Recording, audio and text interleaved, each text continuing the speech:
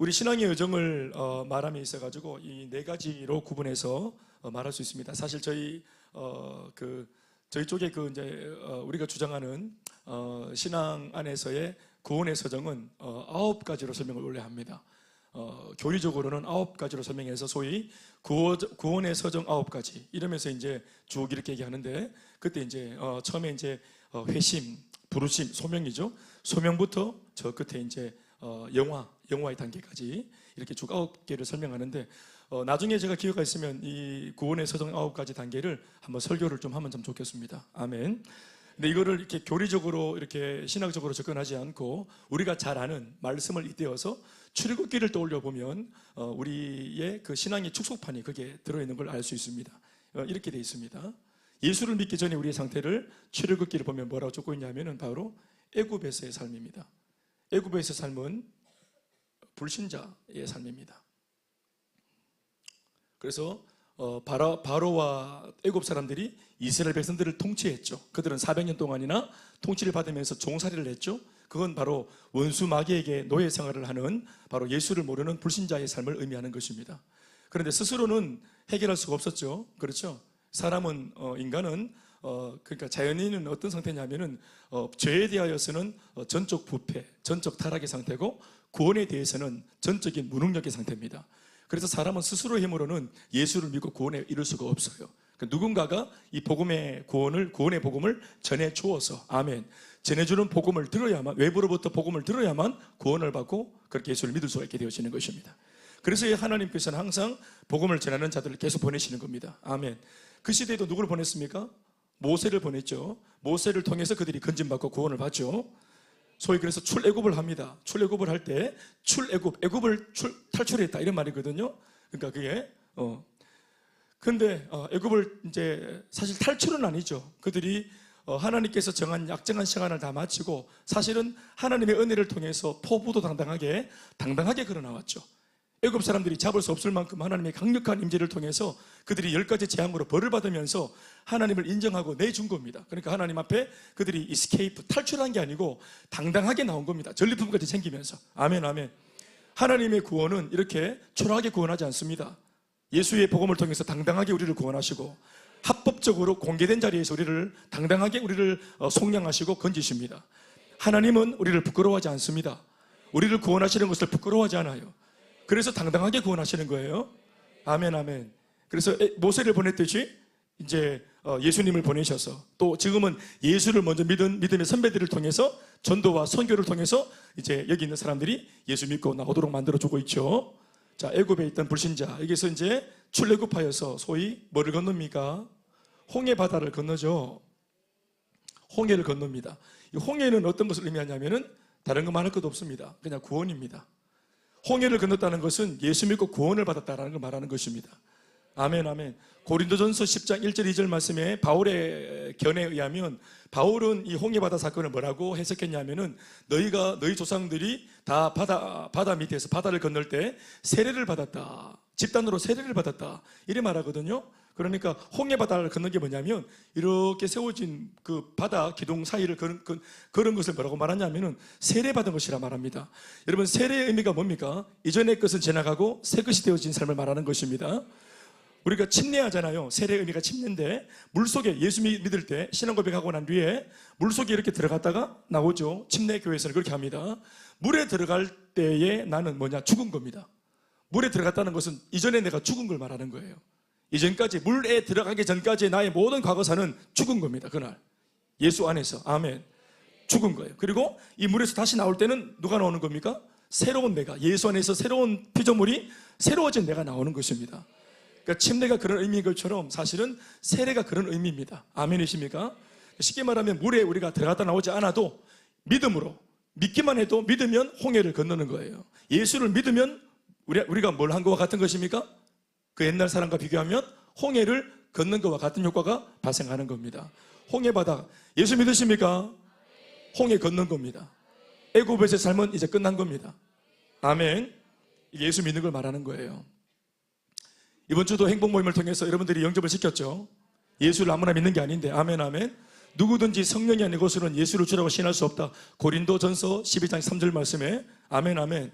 아무나 영접하는 것이 아닙니다. 장난으로라도 영접이 안 됩니다. 그러나 내가 볼 때 너무 쉽게 영접을 하는 것 같아서 이게 맞나 싶지만 성경 말씀에 근거해서 아멘 아멘. 누구든지 예수를 주라고 시인할 때는 성령이 하시는 일입니다. 자, 이렇게 홍해바다. 그럼 그 행복 모임 사건, 그 현장이 뭐 하는 겁니까? 뭐 한 사건입니까? 홍해를 건넌 사건입니다. 아멘 아멘. 자, 그럼 홍해를 건너죠. 이제 구원을 받고 홍해 건넜어요. 그러면 홍해 앞바다에 머물러 있어야 되느냐? 그렇지 않고 다음 단계가 있어요. 그게 뭐냐 하면 광야입니다. 광야는 뭘 의미하는 거냐면은 이제 예수 믿고 구원받은 사람이 본격적으로 하는 신앙생활을 말합니다. 이 신앙생활은 두 가지가 있어요. 그 장소적인 의미가. 하나는 교회, 하나는 세상입니다. 세상이라는 것은 삶이죠. 아멘 아멘. 교회에서 배우고 배운 대로 살아보고 또 다시 살아보니까 안 되니까 다시 또 교회에 와서 예배드리고 말씀드리면서 양육받으면서 다시 또 은혜 받고 말씀으로 무장하고 또 다시 살아보고 이 반복되는 교회와 세상의 이 삶을 통해서 소위 하나님의 인도와 보호를 경험합니다. 인도와 보호를 한마디로 말하면 축복입니다. 이런 축복된 신앙생활을 하는 거예요. 광야. 아멘 아멘. 그래서 이 광야의 삶이 그냥 비워진 삶이 아니고 고생만 하는 삶이 아니라 이 광야에 사실은 적들이 쳐들어오고 이 광야에는 대적들이 옵니다. 사막의 깡패들이 막 계속 출몰하죠. 그들이 광야를 지나갈 때 끊임없이 대적들과 싸우면서 그들을 물리치면서 광야를 행진했죠. 아멘 아멘. 예수를 믿고 이 세상을 살아간다는 것은 아무 문제가 없는 것이 아니라 마치 광야를 걸으면서 수많은 야만 도둑들을 만나고 그들을 돌파해가는 과정과 같은 것입니다. 그런데 그게 처음에는 안 되는데 끊임없이 하나님의 말씀을 배우고 예배를 통해서 은혜를 받고 받은 은혜를 써먹으면서 또 살아보고 돌파하고 때로는 자빠지기도 하고 무한히 반복하면서 하나님의 인도하심과 보호하심을 통해서 하나님의 살아계신 하나님에 대한 정보들을 데이터들을 계속 익히는 곳입니다. 아멘 아멘. 그런데 이 광야의 삶이 우리의 삶이 다라고 말하는 분들이 사실 계십니다. 여러분들은 어떻게 신앙생활을 했는지 모르겠지만 성경을 해석할 때 홍해바다 건넌 이후에 광야의 삶을 이 세상살이라고 말하고 이제 여기서 이제 죽어지는 삶이 인생이 전부다. 그러니까 광야가 이 땅 살아가는 삶이다라고 말을 하고 해석을 하면은 이제 이 광야 뒤에 벌어지는 어디입니까? 가나안 땅은 뭐가 됩니까? 광야가 이 땅의 삶이 전부면 가나안 땅은 천국에 가는 거죠. 천국 입성하는 거가 되죠. 근데 그렇지 않습니다. 여러분 천국에 가나안 땅 그 이방 족속 7족속이 삽니까? 예? 천국에 우리 문지기가 불신자 7명이 있어가지고 이렇게 김병준 전도사 7명이 있어가지고 이렇게 지키고 있습니까? 그거 아니죠. 이 가나안 땅이 천국이라고 해석하면 안 됩니다. 이 땅은 삶의 같은 연계선상에 있는 땅입니다. 아멘 아멘. 이것은 순전히 예수 믿고 구원받아 홍해바다를 건넌 우리 중심의 삶을 말하는 것이고 아멘. 우리 중심의 삶, 우리 개인의 성도 개인의 삶입니다. 우리는 이 삶을 살면서 동시에 이 삶을 추구해야 됩니다. 가나안 땅은 뭐냐면은 정복의 삶이죠. 아멘. 불신자에서 넘어왔어요. 홍해는 다 건넜어요.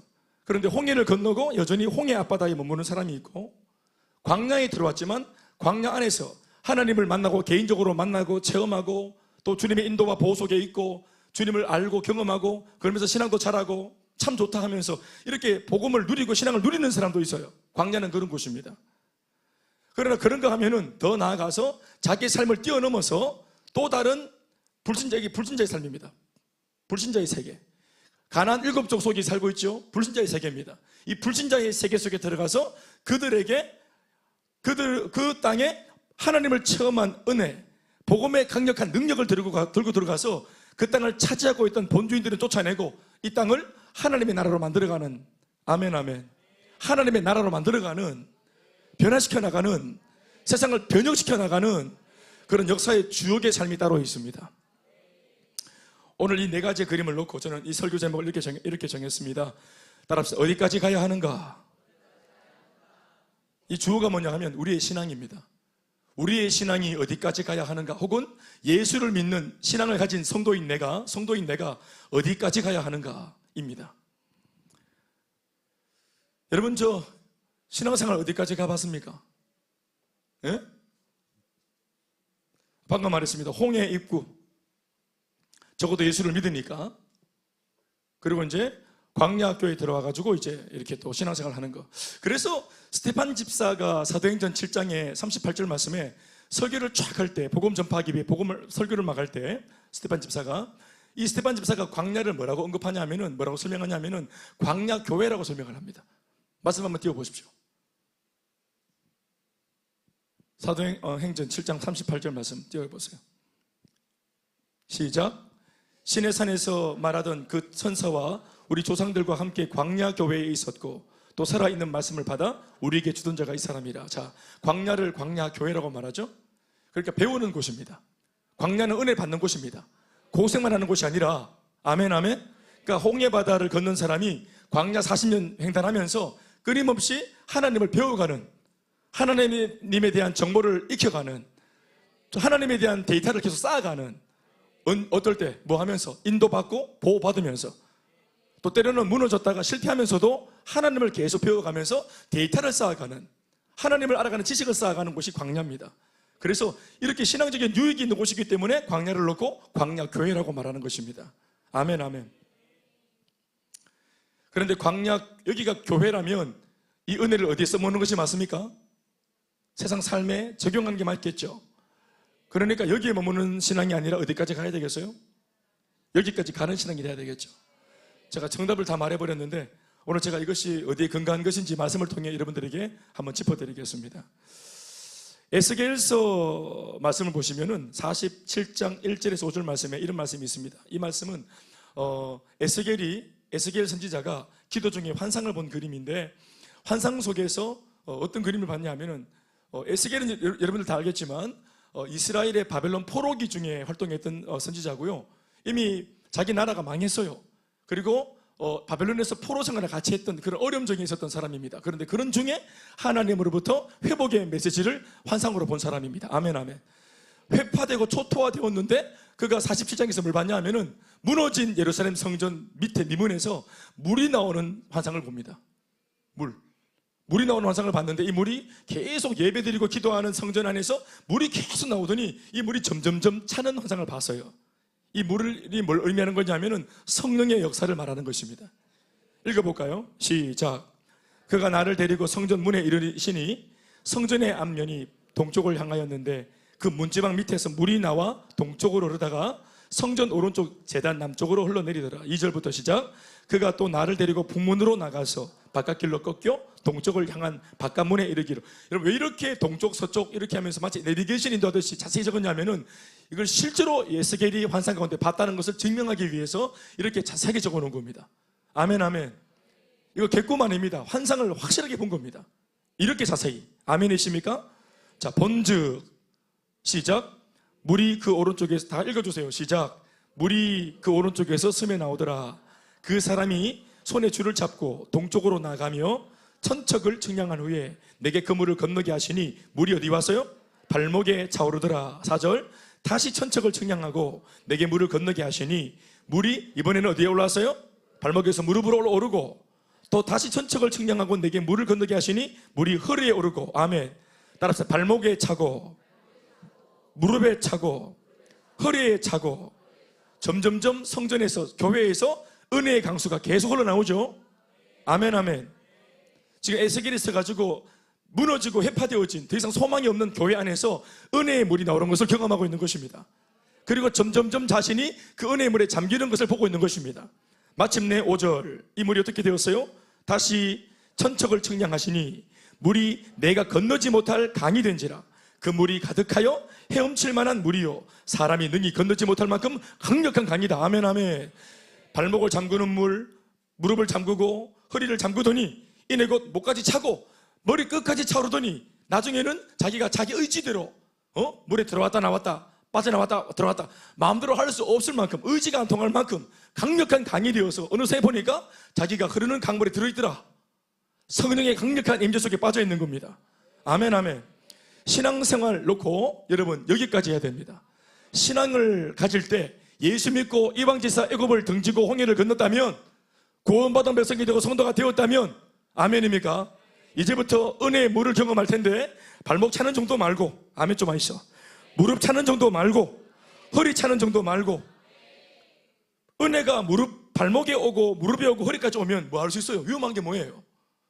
이게 다 은혜는 맞지만 뭐 할 수 있어요? 아직까지 뭐 할 수 있는 거예요? 나갈 수 있다고요. 발목 찬 것은 아무것도 아니에요. 은혜를 받았지만 은혜가 발목 차여온 것은 막 감정으로 반응하고 막 하나님 살아계신 것 같고 막 이게 막 당장 애굽의 삶과 비교가 되어지니까 비페이부터 너무 좋아 행복하고 찬망찬망거리지만, 여기에는 성령의 역사가 강력하게 없어요. 자기 의지가 살아있어요. 의지가 또 통해요. 또 나가면 나가줘요. 마음이 삐져가지고 나가면 나가죠. 탈출이 되어져요. 그게 무릎까지 오니까, 사실은 무릎까지 와도 불편한데, 불편하지만 뭐 할 수 있노? 여전히 탈출이 가능해. 허리까지 왔어요. 우리 다 경험이 있죠? 수영장에서 불편하지만 어때요? 나갈 수 있어. 그런데 허리까지 오는 것은 좀 다른 어떤 의미가 있어요. 뭐냐면 허리까지 잠길 때 도망가다가 잡힐 수 있어요. 이게 아직 시간이 걸리기 때문에. 이렇게 도망가다가 신방 가면 잡아낼 수 있어. 허리까지 경험한 사람들은 멀리 못 가. 그러나 놔두면은 쭉 아픈데, 그 허리까지 잠겨서 이렇게 왔다 갔다 할 때 바로 막 뛰들어가가지고 막 탁 잡아서 끌고 와야 되죠. 아멘, 아멘. 자, 그런데 여기까지는 내 의지가 통하는 거예요. 성령의 역사가 있을 때 내가 반항이 가능해요. 말씀이 좌하면 좌해야 되는데 우할 수 있고, 말씀을 따라서 아멘하고 달려갈 수 있다가도 어느새 마음이 틀어지면 돌아서서 당겨갈 수 있는 거예요. 가능성이 있어요. 좋지 않은 가능성이에요. 우리가 기도하는 것이 뭡니까? 하나님, 성령의 능력으로 나를 압도해 주십시오. 하나님, 성령의 강력한 역사로 나를 사로잡아 주십시오. 이런 은혜를 경험해야 됩니다. 그래서 내가 주도하는 신앙이 아니고 하나님께서 주도하시고, 비전도 마찬가지, 사명도 마찬가지입니다. 내가 붙드는 사명이 되면 안 되고 우리가 사명에 붙들려 있어야 되는 거예요. 우리가 은혜를 경험하고 붙들고 있으면 안 되고 우리가 은혜에 사로잡혀 있어야 되는 것이에요. 아멘이십니까? 그래서 머리 끝까지 잠긴 큰 강에 들어가서 내 의지가 안 통하는 기라 강력한 물살에 떠내려가 보셨어요? 저는 3번 떠내려가 봤잖나. 3번 떠내려가 봤어. 다 건진받아 살았어요. 내 힘으로 못 살았고 다 건진받아 살았어요. 그러니까 내 의지가 안 통하는, 완전히 휩쓸려가는 은혜. 아멘이십니까? 그 은혜까지 가야 하는 것입니다. 그것을 에스겔의 이야기를 제가 통해서 이 말을 하는 겁니다. 어디까지 가야 되노? 어디까지 가야 되노? 머리 끝까지 잠기는 물까지 가야 돼. 흐르는 강 속에 빠질 때까지 가야 되는 거예요. 2번 다시는 하나님의 은혜에서 도망 나오지 못할 정도로 탈출이 불가능한 은혜 속에 잠겨버려야 되는 거예요. 믿습니까?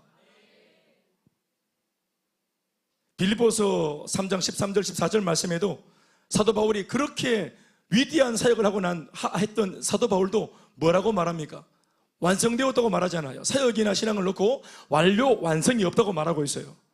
아직까지 내가 이만큼 온 것 같은데, 숨이 턱까지 차오르고 제법 온 것 같은데 이만하면 되었다 싶은데, 바울은 뭐라고 말하냐면은 아직까지 나는 더 갈 곳이 있다고 말합니다. 오늘 찬양처럼 표대를 향해서 또 갈 곳이 있다고 말하고, 또 도전할 곳이 있다고 말하고, 심지어는 그렇게 하기 위해서 내가 우쭐할까봐 스스로 말하기를 이제까지 한 위대한 업적이 있다 할지라도 나는 트로피를 만들지 않겠다, 기념비를 세우지 않겠다, 과거를 추억하는 사람 되지 않겠다, 잊어버리겠다. 아멘이십니까? 읽어보실까요? 시작. 다 같이 시작. 뒤에 있는 것은 잊어버리고 앞에 있는 것을 잡으려고 앞에 있는 표대를 향해서 그리스도 예수 안에서 하나님이 위에서 부르신 부르심의 상을 위하여 지금도 달려간다. 멈추지 않겠다. 뒤돌아서지 않겠다. 달려가겠다. 바울이 이렇게 말했다면 우리는 여러분 어떻게 해야 되겠습니까?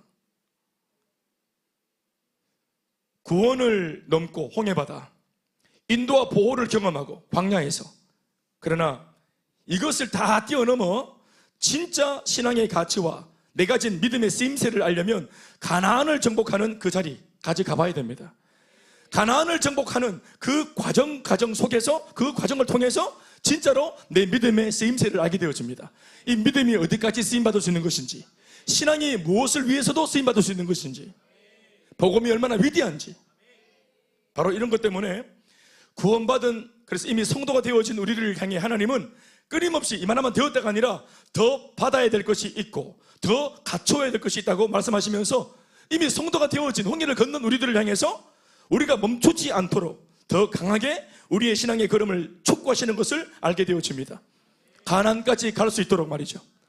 심지어는 그 가나안을 정복하도록. 이를테면 뭐를 약속하십니까? 뭘 받으라고 하십니까? 성령의 능력을 받아라. 성령의 권능을, 이 말 잘 들으세요. 성경 말씀에 적혀 있죠. 성령의 능력을 받아라 하죠. 하나님 계속 말씀하시잖아요. 성도한테 권능을 받아라, 은사를 받아라, 성품이 변화되어라, 성장해라, 성령의 충만함을 받아라. 그렇죠. 이런 여러 가지 영적인 은사들을 받아라고 하십니다. 이것은 왜 필요합니까? 사실 홍해를 건널 때 이런 것들은 필요한 게 아닙니다. 홍해 건널 때 성령의 권능, 은사, 방언, 예언 이런 거 필요 없어요. 홍해를 건너는 것은 뭐가 필요합니까? 믿음만 있으면 돼요. 예수 믿고 구원받는 것은 능력이 아닙니다. 믿음이 있으면 구원받는 거예요.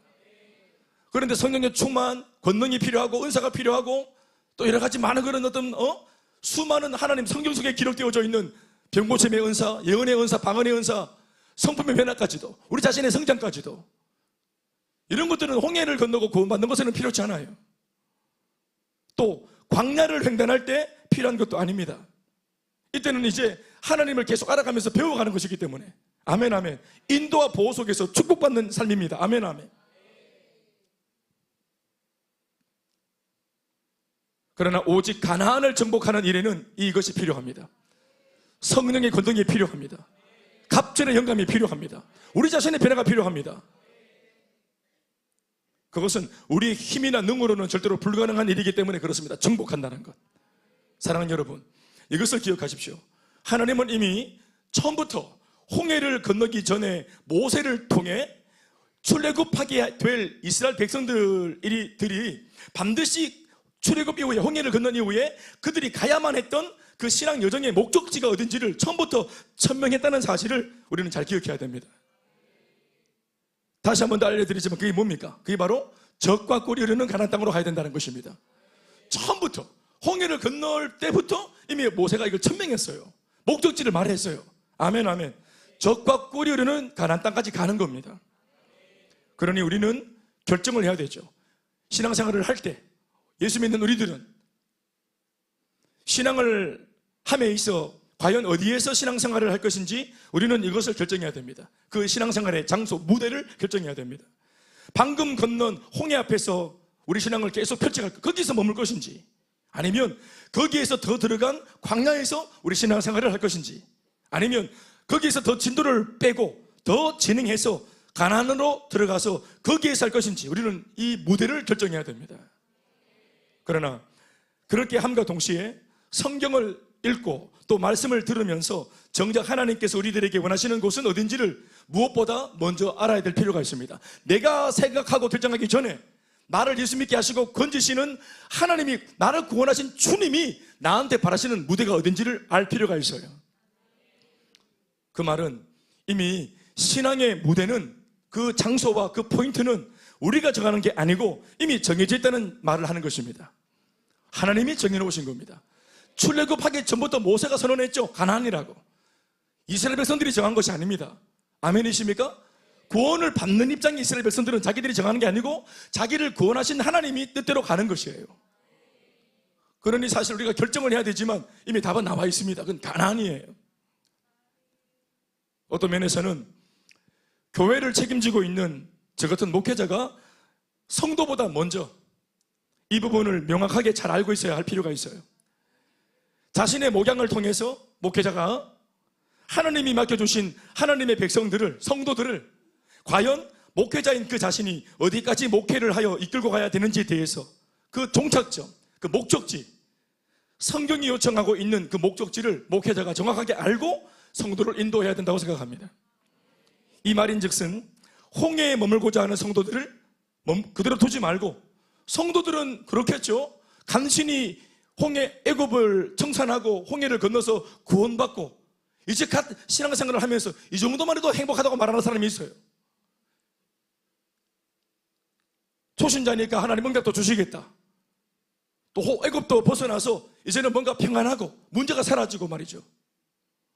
그래서 여기가 썩 괜찮은 곳이라고 생각하면서 머물려고 하는 성도가 있을 때 목회자는 거기가 아닌 줄 알기 때문에 이런 성도들 도전해서 하나님을 체험할 수 있는 광야로 들어서게 만들어야 된다는 뜻입니다.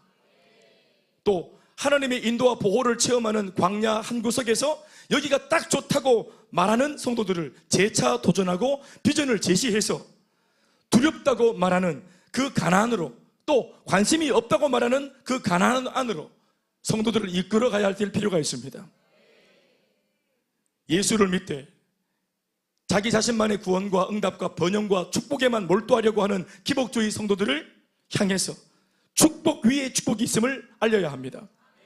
응답 위에 응답이 있다는 사실, 은혜 위에 은혜가 있다는 사실, 그런 곳이 있다는 사실, 그곳까지 반드시 목회를 통해 성도를 이끌어야 하는 것이 목회자의 목회입니다. 그런데 이게 쉽지가 않습니다. 관심이 없는, 예수를 믿고 이만하면 되었다, 구원받았다면서요, 이제 내 천국을 가졌다면서요, 이만하면 되십니다만 나는 이렇게 생각하고 더 이상의 진전에 대해서 관심을 가지고 있지 않는 무관심자를 관심자로 돌아서게 하는 거 쉽지 않습니다. 또 관심이 있다고 한들 순종과 충성, 그리고 비전과 사명으로 완전히 사로잡히게 만드는 거 역시 만만치가 않습니다. 왜냐하면 이 과정에서 반드시 불편해하는 성도가 나옵니다. 교회가 이런 거냐고. 그래서 이탈자가 발생합니다. 목회자의 이 성경적인 목회를 제일 많이 위협하는 것이 뭐냐면 이탈자입니다. 이 이탈자가 애굽으로 가는 게 아닙니다. 홍해를 한번 걷는 이탈자는 애굽으로 가는 게 아니고 다른 홍해로 갑니다. 다른 홍해. 더 이상 광야로 밀어넣지 않아주는, 그냥 예배만 잘 드리라고 말하는, 축복만 많이 받으라고 말하는, 정복 이런 거 말하지 않는. 그러니까 뭐 홍해는 뭐 레드시니까 뭐 그건 그 정도로 뭐 또 다른 홍해가 있겠냐면은 빨간 바다 말고 뻘거스무리한 이런 바다, 뭐 이런 약간 비스무리한 이런 막 유사 바다로 그래 가겠죠. 자기가 원하는 메시지가 흘러나오는 곳으로. 어떤 면에서 성도들에게 이렇게 성경적인 대안을 제시하는 교회의 제일 큰 위협은 그렇지 않은 교회입니다. 선교를 하는 교회가 가장 크게 어려워하는 그 문제가 뭐냐면, 제일 큰 애로가 뭐냐면, 애로사항이 뭐냐면은 선교를 말하지 않는 교회입니다. 왜냐하면 성도는 아까도 말했지만 선교가 부담스럽다고 불신자의 상태로 돌아가지 않아요. 열정적인 예배를 강조하고 열정적인 기도를 강조하면 제일 큰 위협이 뭐냐면은 열정적인 기도를 강조하지 않는 교회입니다. 전도하는데 제일 큰 방해는 전도를 강조하지 않는 교회입니다. 좀 미안한 말이지만 사실입니다. 이거 우리 교육자들 세계에서는 이미 다 알고 있는 거예요. 그리고 또 어떤 방해가 있습니까? 자기들, 성도들을 위해서 이렇게 성경적으로 목회를 하려고 애를 쓰는 목회자를 오해합니다. 목회자를 오해해요. 안 그래도 힘들어 죽겠는데 우리를 더 갈구고 더 궁지로 모은다고, 목사님 나빠요 하면서 궁지, 네, 그렇게 했죠. 저도 목사님 나빠요 많이 들었습니다. 그리고 성도들 개인의 삶에 일어나는 삶의 저항들과 사탄의 공격들도 만만하지 않잖아요. 그러니까 이런 여러 가지 어려움들, 리스크를 가지고 있는 중에 홍해바다를 간신히 건너 우리 교회에 등록해서 딱 이제 예배자가 되었는데 이 성도를 향해서 광야로 들어가야 된다고, 뭘 배워야 된다고 가르치고 이렇게 하는 것이 만만하지 않다. 그러나 저는 개인적으로 하나님의 뜻이 바로 여기에 있다고 하시고, 또 그 사실을 저 자신이 알게 된 이상 절대로 모른 채 할 수가 없고 외면하지 못하게 됐습니다. 그래서 저는 지금까지 목회를 하고 있고 앞으로도 그렇게 할 겁니다. 여러분들은 어떻습니까? 외면할 수 있습니까? 양육을 조금 받고 눈을 좀 뜬 성도들은 있죠. 저랑 오랫동안 같이 양육받고 훈련받은 성도들이 있죠. 비전과 사명을 위임받았다고 말하는 성도들이 있죠. 살고 말고는 다음의 문제고, 알게 되었어요. 그러면 살고 말고는 다음의 문제지만, 잘하고 말고는 다음의 문제지만 적어도 성도의 도리를 알게 되었어요. 나를 구원하신 주님의 구원하신 목적을 알게 되었어요. 이걸 한번 알고 난 그 목적대로 살지는 못해도 이걸 안 이상 다시 우리가 수혜자로, 그냥 소비자로만 돌아갈 수 있겠습니까? 저는 못 돌아갑니다. 저는 이제 그렇게 예수 믿는 거 시시해서 못 믿습니다. 거기에 무슨 간증이 있습니까? 거기에 무슨 눈물 나는 인생의 굴곡과 바닥을 친 사람의 역전과 변화의 이야기가 있습니까? 거의 이혼을 했거나 이혼 위기에 있는 성도들이 같은 평신도가 도와서 어떻게 목회자도 아닌 다른 훈련받은 성도를 통해서 그 위기에서 벗어나고 가정이 회복되어지고 아이들이 상처에서 벗어나고 가문이 회복되어지고 이런 역사가 어디 있단 말입니까? 왜 우리는 우리 교회에서 이런 지난 15년 동안 이런 많은 간증들을 경험했습니까? 이 일을 하나님이 기뻐하셨기 때문입니다. 이 일을 기뻐하셨기 때문에 하나님이 성령의 권능을 부어주시고 은혜를 주시고, 우리가 사실 제대로 잘 못 지켜서 그렇지 교회 보십시오. 매주마다 새 가족이 전도되고 있죠. 우리 교회 15년 전체를 넣고 매주마다 새 가족이 있습니다. 놀라운 일입니다. 또 그들이 잘 사라지는 것도 놀라운 일이고, 그걸 단돌이 해야 되겠죠. 그게 셀의 관건입니다. 아멘, 아멘.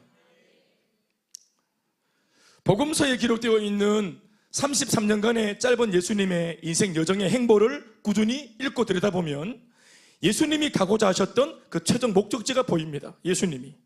그것은 바로 십자가입니다. 박수 받는 곳이 아닙니다. 갈채를 받는 곳이 아닙니다.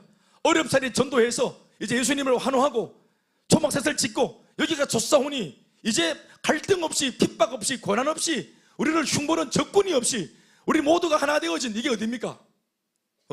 그런데 예수님은 복음을 통해서 회복시켜 놓은 무리들을 항상 떠납니다. 우리가 이곳을 떠나 저기에서도 전도해야 하리니, 끊임없이 평안해진 자리에서 문제 있는 자리로, 끊임없이 하나님의 은혜가 머무는 자리에서 은혜가 없는 자리로, 끊임없이 그 삶을 추구해 가죠. 이만하면 되었다 싶은데도 하나님, 예수님은 이 땅에 오신 목적 자체가, 아멘, 아멘, 자기의 왕국을 건설하고 자기만의 아성을 건설하고 거기 깃발 꽂고 세상 전체는 다 무너져 내리고 있는데 내 주변 하나 다 잘렸다고 마치 사명이 다 한 것처럼 그렇게 파티를 즐기거나 샴페인을 터뜨리지 않았다 이 말입니다. 거기가 되었다면 안 된 곳으로 또 달려가고, 거기가 되었다면 복음이 필요한 곳으로 또 달려가고, 아멘, 아멘. 그래서 따라가 보니 예수님이 마지막 결국 그분이 가고자 했던 종착점은 십자가였습니다. 기어이 가고자 하셨던 곳이며 반드시 가야만 한다고 여기셨던 곳, 바로 그 나무 십자가, 저주의 십자가 꼭대기 끝이었습니다. 사실 예수님이 길을 쓰시고 가려고 하셨던 그 십자가는 한 번 사는 유한한 생명 가진 인생이라면 그 누구라도 맨정신으로는 가고 싶어 하지 않는 곳이고 갈 수 없는 곳입니다.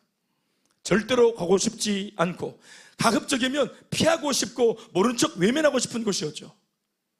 그러나 이런 십자가가 예수님에게는 그토록 가고 싶어 갈망하고 사모했던 곳이었다는 사실을 기억하시기 바랍니다. 이 고집스러운 질주 때문에 우리가 살아난 겁니다. 물론 이 십자가는 지극히 예수님 당신 자신 그 개인에게는 우리와 매한 가지로 두려운 곳이 사실 맞았어요. 예수님의 그 기도를 들어보면 분명히 두렵다고 말씀하잖아요.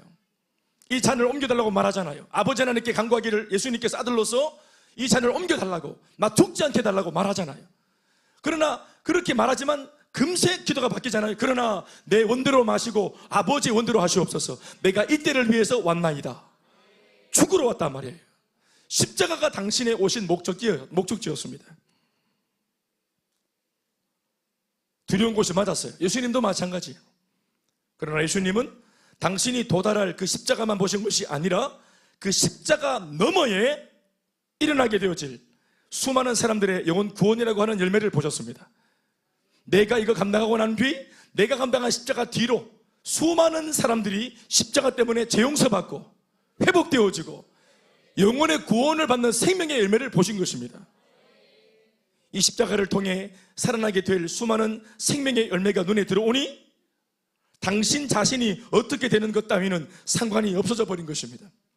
십자가는 두려움을 떠올리게 만드는 두려움의 십자가였지만, 저주의 십자가였지만, 예수님은 이 십자가를 구원의 십자가로 바꾸셨고 소망의 십자가로 뒤바꾸어 놓으셨습니다. 십자가가 불러일으킬 열매와 그 결과를 보시니 예수님께서는 이 십자가를 질 만한 가치가 충분하다고 여기신 것입니다. 결과를 보면 내가 지는 십자가의 결과로 인한 그 열매를 보면 가치가 충분히 있다. 아멘, 아멘. 이 부분에 대해서 히브리서 12장 말씀이 우리에게 당시 십자가에 대한 이 예수님의 어떤 그런 마음을 이렇게 전하고 있습니다. 12장 2절에서 3절 말씀입니다. 2절 말씀을 중심에 보세요. 시작. 믿음의 주요 또 온전하게 하시는 이인 예수를 바라보자.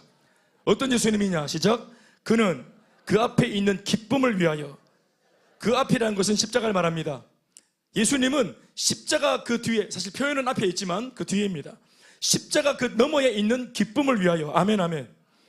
십자가를 참으사, 십자가를 참은 겁니다. 예수님이라고 십자가가 아무렇지도 것이 아니라 고통스럽고 숨막히는 곳이고 피하고 싶은 두려움의 그런 장소였지만 이건 뭐예요? 참으신 거예요. 뭐 때문에? 십자가를 지고 난 뒤에 일어날 열매들, 그 기쁨의 열매들. 아멘, 아멘. 십자가 뒤에 있는 기쁨, 그게 뭡니까? 예수님 2000년 전 당시에 이 십자가를 보시면서 뭘 보신 겁니까? 예?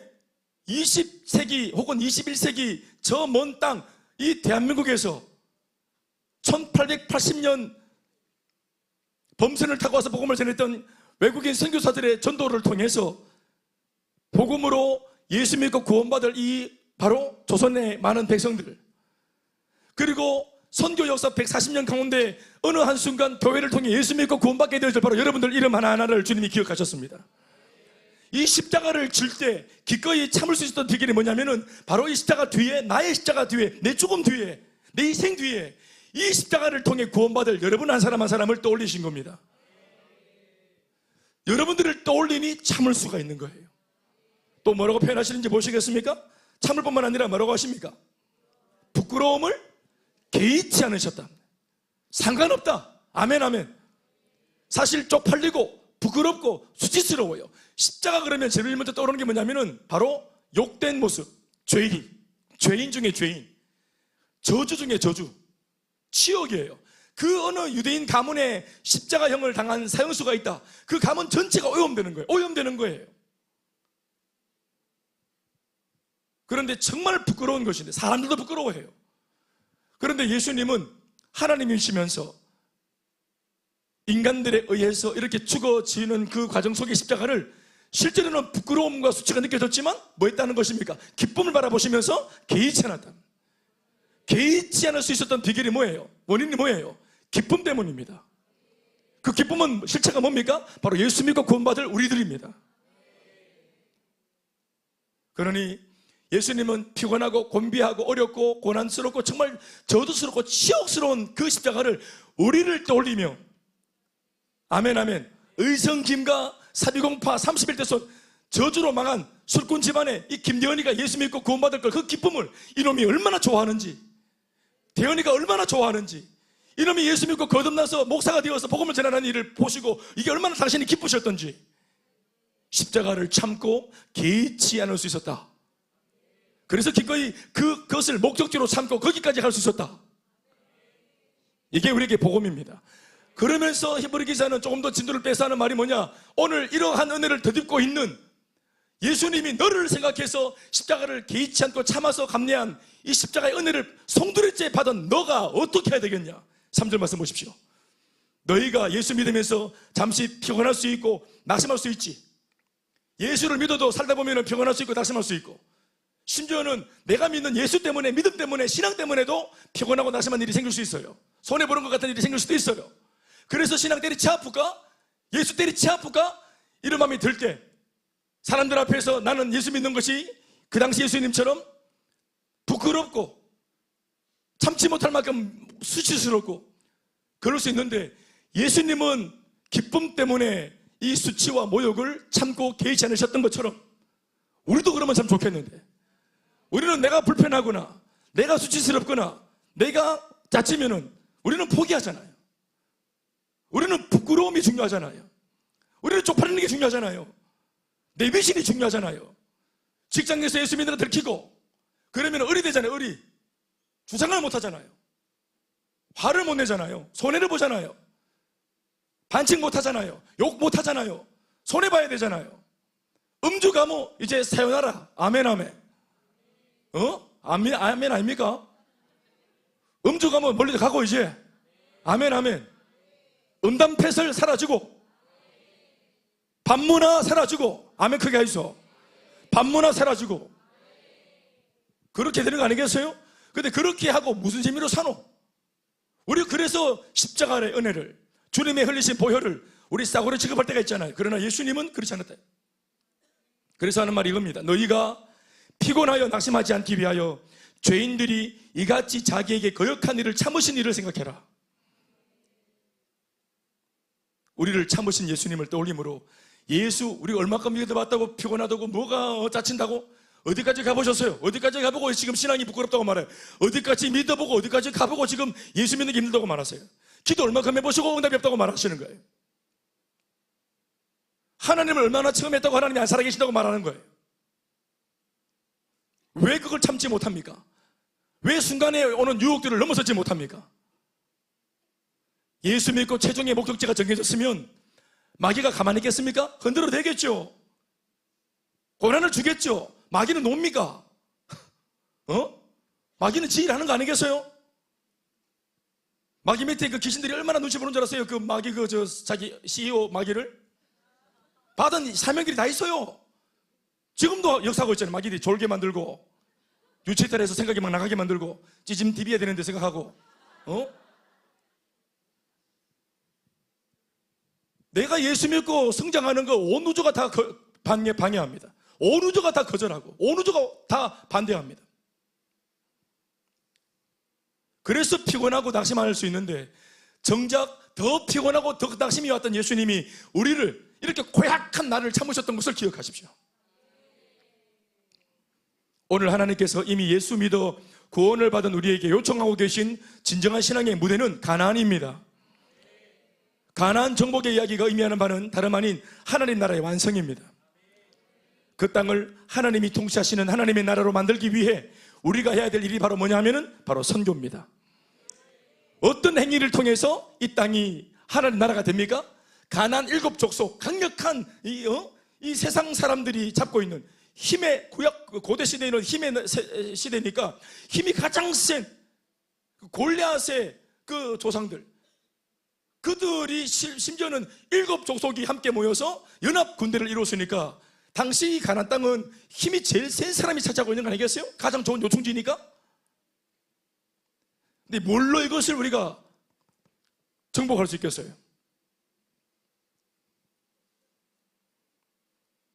선교라는 행위를 통해서입니다.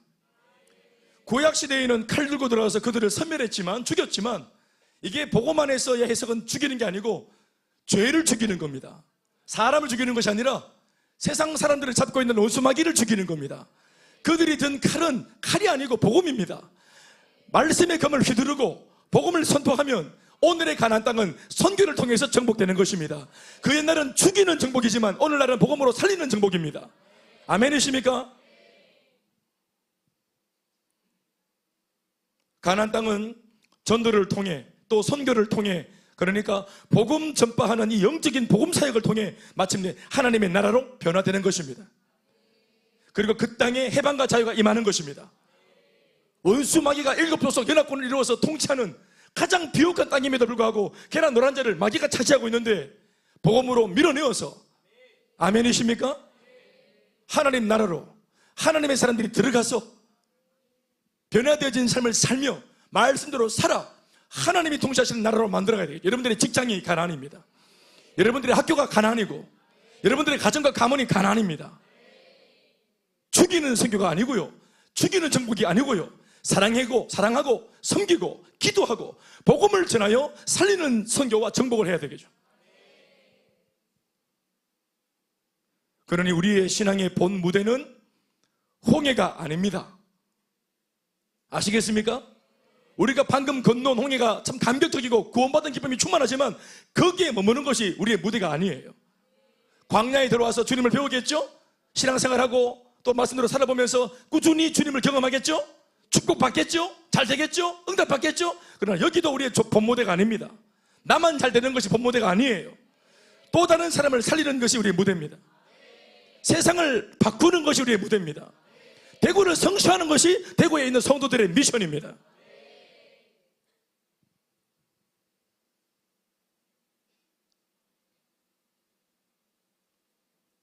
홍해 앞에서 서성대서는 안 되고, 광야에서 주님의 인도하심과 보호하심을 만끽하고 실컷 그 은혜만 누리다가 그 사막에서 끝나는 인생 되면 안 됩니다. 소비만 하다가. 광야에서 주님을 누리면서 수많은 하나님에 대한 정보를 축적했어요. 하나님 살아계심을 확신했어요. 인도와 보호를 받으면서. 여러분, 그거 써먹어야 되는 것이에요. 나만 알고 있으면 안 돼. 복음을 독점하면 안 됩니다. 하나님의 은혜를 우리가 독점하면 안 돼. 나누어야 하는 것이에요.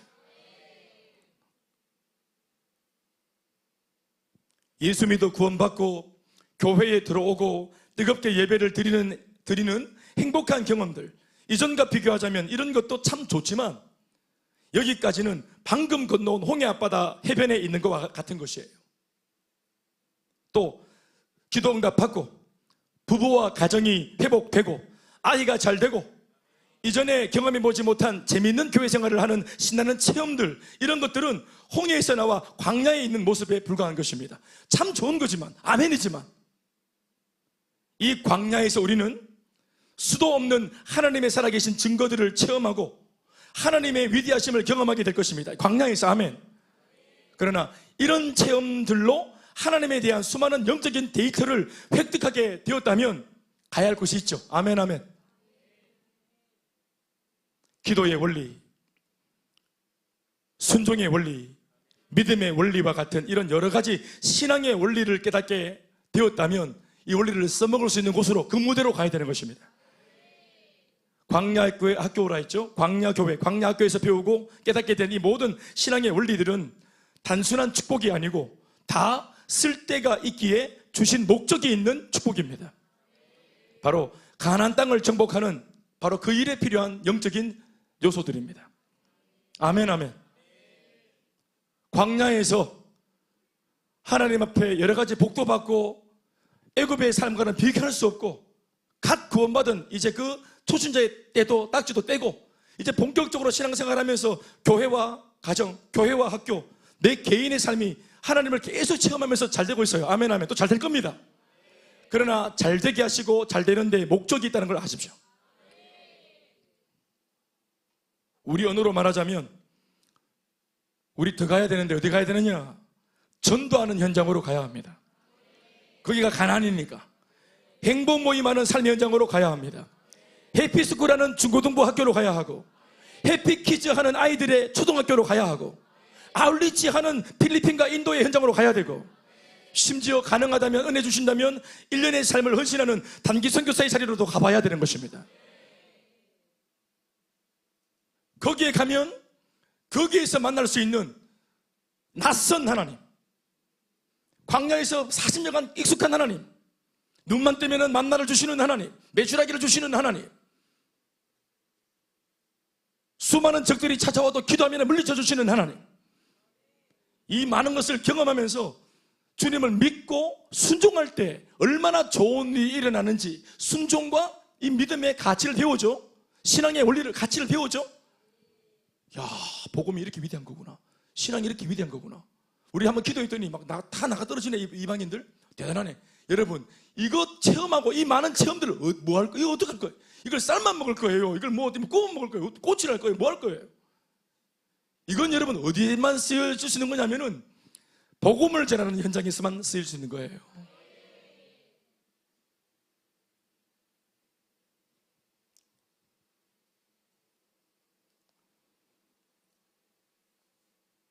어디까지 가야 할까요? 이렇게 질문하면 그 선택이 내게 달린 것만 같습니까? 아닙니다. 이미 우리가 예수를 믿을 때부터 우리 삶이 그렇게 지금 좌표가 찍혔습니다. 그래서 기도하면서 달려갈 때 이 신앙의 여정이 재미가 있고 흥분되는 거예요. 아멘입니까? 진짜 놀라운 간증들은 여기에서 일어나는 거예요. 여기서 일어나는 겁니다. 예수님이 하늘 보좌에 앉아 계셨잖아요. 거기에 무슨 역사가 있습니까? 거기에 무슨 복음의 이야기가 있어요? 예수님을 통한 우리가 아는, 예수님이 어떤 분인지 아는 그 영적인 지식이 어떻게 떨어집니까? 뭐 있습니까? 알미 있어요? 예수님이 가만히 하늘 보좌에 앉아 있을 때는 우리와 아무런 이야기가 없어요. 근데 그분이 낮고 천한 이 땅에 우리를 구원하시기 위해서 기꺼이 이곳까지 오셨죠. 당신에게는 이 세상이 가난 아니었겠어요? 예수님한테는? 아멘 아멘. 당신에게는 모든 것이 다 안전한 곳이었고 보장된 곳이었는데 높고 높은 보좌를 버리고 하나님이시지만 하나님과 동등됨을 취할 것으로 여기지 아니하시고 자기를 비워 종형체를 가져 낮아지시고 이 땅에 오셔서 30살 안수받고 그때부터 본격적으로 3년 반 공생애를 시작하시면서 그렇게 활동을 하시니, 그분이 가나안 땅에서 액션을 취하고 활동을 하시니 예수 자체가 복음이죠? 예수님 자체가 복음이죠? 복음이 움직이고 복음이 역사하니까 복음을 통하여서 많은 이야기가 만들어지잖아요.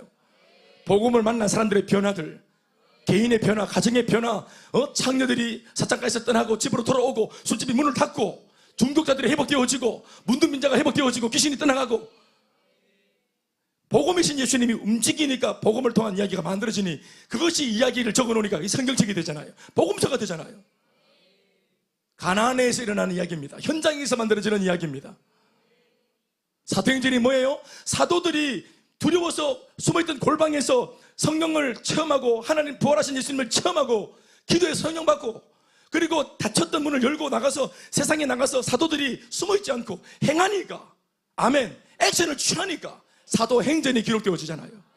3,000명이 구원받고 성도 명문의 안전명예가 회복되어지고 5,000명이 구원받고 교회가 세워지고 바울을 통해서 이방에 복음이 전해지고 안디옥에 복음이 교회가 세워지고 선교가 일어났잖아요. 아멘이십니까? 복음이 움직이면 바람이 일어납니다. 그러나 지금은 복음이 스스로 움직이지 못하고 복음을 가진 사람이 움직여야 되는 거예요. 우리 속에 복음이 있죠? 내 가진 복음이 스스로 못 움직이니까 내 속에 있는 복음이 누군가로부터 들어서 전해받은 내 속에 들어온 복음이 나한테 지금도 호소합니다. 제발 좀 일어나서 나가보자고. 너무 귀한 거니까 포켓에 넣어놓고 이렇게 귀한 거니까 간직하고, 간직하는 게 아니다. 은혜는 간직하는 게 아니고 써먹는 거다. 써먹는 거라고. 우리가 복음을 보호합니까? 신주단지 앉혀놓듯이 이렇게 앉혀놓고 우리가 하나님을 보호합니까? 우리가 복음을 보호합니까? 아니에요. 복음이 우리를 보호하고 세상을 변절시키고 역사를 할 겁니다. 우리가 그분을 간직하고 보호하는 거 아니에요. 그분이 우리를 통해 우리가 움직이는 곳곳마다, 우리가 선포하는 곳곳마다 그 복음이 활기를 치게 만들어야죠. 그 복음이 일하게 만들어야죠. 그 복음이 다른 사람한테 옮겨가고 싶어 하잖아요. 내 속에 들어온 복음이 나를 채우고는 또 다른 사람에게로 인해고 나가고 싶어 하시잖아요. 복음이 움직이고 싶어 하잖아요. 나한테서 너로, 이 나라에서 필리핀으로, 인도로, 또 열방으로. 아멘 아멘. 복음은 계속 나가자고 하는데 우리가 나가잖아요. 일어나 나가보자고. 좀 나가보자고. 말씀 뵙겠습니다. 우리 어디까지 왔어요, 여러분? 어디까지 오셨어요? 예수 얼만큼 믿어보셨어요? 이 예수를 통해서 뭘 경험해 보셨어요? 사랑하는 여러분, 오늘 바울의 이야기를 우리 다시 한번 이 설교를 마무리하면서 한 번 더 들어봅니다. 빌립보서 3장 말씀이었죠?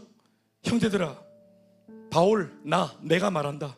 나는 아직, 너는 잘 모르겠어. 나는 이렇게 생각해. 내가 지금껏 죽을 힘을 다해 주님 나라 위에 달려왔고 나를 통해 많은 사람들이 살아났고 많은 나라가 복음으로 회복되었고 많은 교회가 세워지는 일에 내가 쓰임받았지만 글쎄 모르겠어. 나는 아직 내가 다 잡았다고 생각하지 않아. 오직 내가 했던 거 있잖아. 너도 아는 바와 같이 성경에서 읽었지. 많은 일들. 그래서 기독교 역사 가운데 최고의 복음 전파자, 최고의 변론가, 최고의 변증가, 최고의 설교가를 나라고 추앙하는데 나는 잘 모르겠어. 난 그래서 뒤에 있는 내가 했던 것들은 다 잊어버릴래. 기록하고 남기고 그걸로 기념비를 세우고 트로피를 만들고 추모하고 기념하고. 많은 사람들은 작은 거 하고도 그런 짓을 하려고 하는데 정작 바울은 그런 걸 남기지 않겠다고 했어요. 의미가 없다고 했어요. 바울의 관심은 지나간 일을 통해서 기념비를 세워서 박수 받고 싶은 것이 아니라 숨들어질 때까지 남은 내가 해야 될 사명에 그는 초점이 맞춰져 있어요.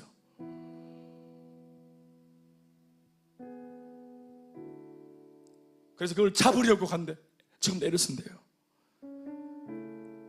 그러고는 자기 눈에 뭔가 보이는 거예요.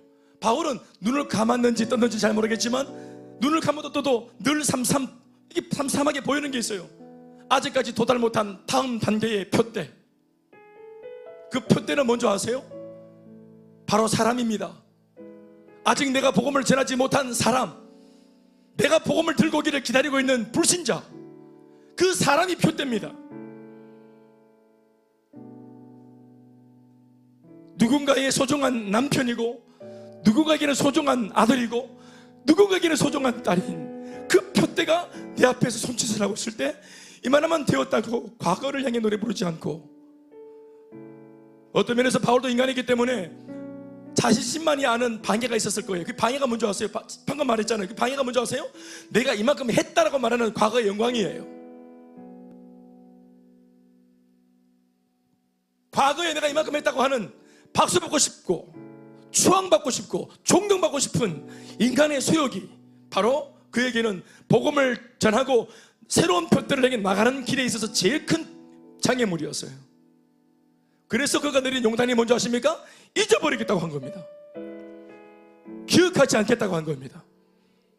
아멘이십니까? 우리가 간증을 하지요? 올라와서 과거로부터 지금까지 간증을 하면 그날 간증을 함과 동시에 내 간증은 이제 소임을 다한 겁니다. 효력 발생을 하고 끝난 겁니다. 그 간증으로 은혜를 끼쳤죠? 성도들이 듣고 감동을 받으셨죠? 뭔가를 결단하셨죠? 도전 받으셨죠? 내 간증이 소임을 다한 것입니다. 그 간증은 이제 더 이상 효력 발생이 없어. 이 사람은 강단에서 내려와서 또 다른 간증을 그날로부터 써야 되는 것이에요. 과거에 집착하지 않고. 지나간 교회 15년이 참 감사한 게 많습니다. 그러나 제 눈앞에 끊임없이 삼삼한 것, 떠오르는 것, 마음을 계속해서 자꾸 건드려서 신경 쓰게 만드는 것은 또 다른 표대들입니다. 나는 이 표대가 여러분들에게도 보였으면 좋겠습니다. 여러분에게 맡기신 표대, 아니 우리 교회를 향해서 맡기신 표대. 그래서 우리 교회가 개척하던 2011년도 1월 2일 주일날 첫 예배 드릴 때 설교 제목을 저는 기억합니다. 여기 또 하나의 교회가 세워져야 할 이유, 이게 우리 설교의 제목이었습니다. 당시 1450개 교회가 세워져 있는데 대곡바닥에 1451개의 교회가 새롭게 세워져야 될 이유가 어디 있나? 그 근거가 어디 있나? 1450개 교회 우리 다 몸담아 이전에 있던 교회에 함께 신앙생활을 하면 되는 것이지 왜 이 땅에 또다시 새로운 교회 하나가 또 세워져야 되노? 나는 그게 너무 중요했어요. 그 명분이 저한테는 너무너무 중요했어요. 명분이 있어야 되죠. 동기가 있어야 되죠.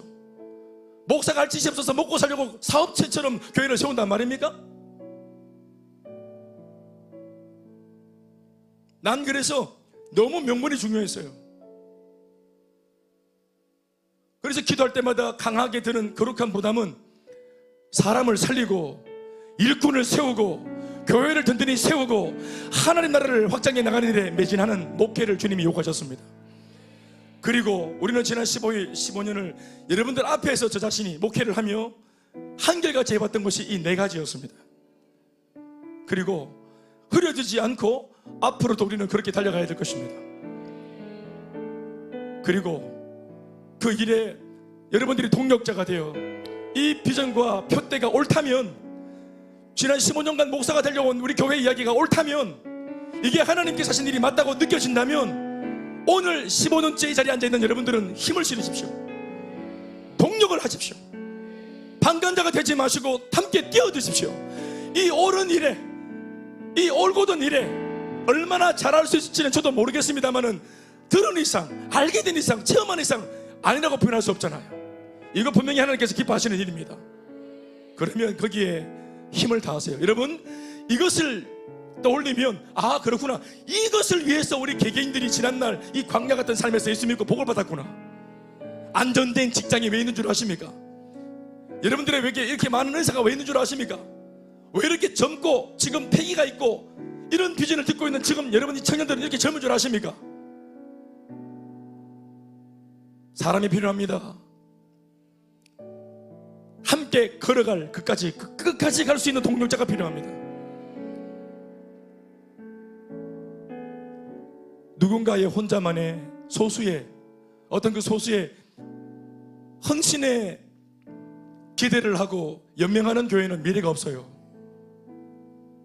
교회가 많아졌어요. 성도들이 많아졌어요. 훈련받은 제자들이 많아졌어요. 헌신자가 많아졌어요.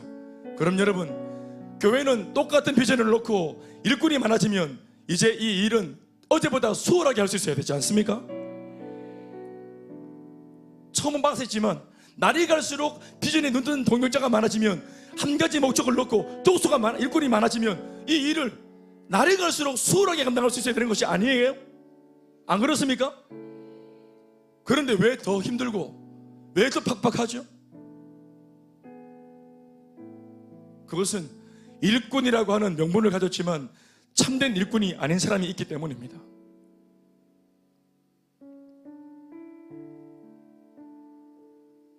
오늘 금요일 밤 우리 모두가 축구하고 친해진 관계가 아니고 목욕하고 짜장면 먹으면서 친해진 관계가 아니고 같은 길을 걸어가는 동역자이기 때문에 친해지고 친밀해지고 함께 숨소리만 들어도 그 애틋함을 알아먹는 그런 손잡아주는 어깨를 내어주는 그런 진정한 동역자가 다 되실 길을 주님으로 축원합니다. 박수 하시겠습니다.